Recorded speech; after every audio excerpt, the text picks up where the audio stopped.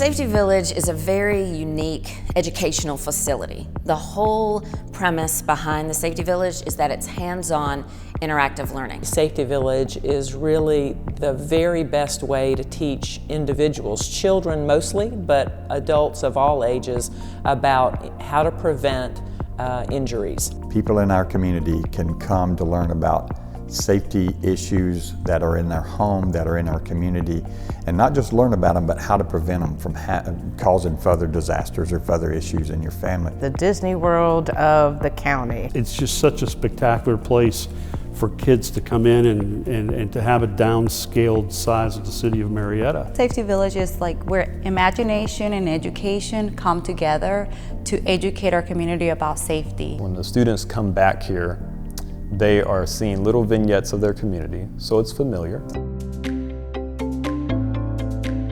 One of the things we always looked at was their data. What type of calls are we going on? Who's involved in those calls, and are there things we can do on the front side to prevent those calls or make them not as bad as they are? And whether it's falls, trips, or fires. Motor vehicle accidents is number one with kids. We go over riding safely in their parents' vehicles. Drowning is number two. We go over water safety. We started teaching on dog bites. Since then, the data has gone down tremendously. We like for them to recognize fire hazards. We teach them about the fire triangle. We also take them out to ride the bikes, stress the importance of wearing a helmet to protect against brain injury. And we teach them bus safety, that they need to have a plan, an exit plan on their bus if their main exit was blocked. And our second graders learn about what to do if they come across an unsecured gun. Fourth graders, they get a chance to drive the cars. We teach them about seatbelt safety, scanning the road, keeping the eyes on the road, maintaining the hands on the wheel. Public health has a presence here, and we talk to them about how to reduce the infectious diseases, how to wash your hands before eating and after going to the restroom. Cobb EMC has a presence here where we talk about reducing the risk of electrical injuries. We have stranger danger and how to handle gun safety. So any topic that you can think of that children and adults, particularly say seniors, where they might get injured, the Cobb County Safety Village covers it.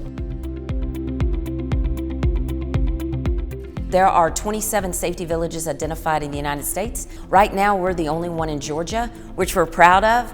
It's one thing to tell children about how to do an evacuation. It's a completely different exercise to have smoke fill the room and teach them how to get down and how to find a window and how to call for help. The interactive nature of all of our sites here just is a game changer. It is a way to really ground all of that information that they hear and to remember something, because in a time of crisis or in a time of choice, they're going to have to make some really important decisions, possibly very quickly. The kids that see and touch and feel it, they'll remember it.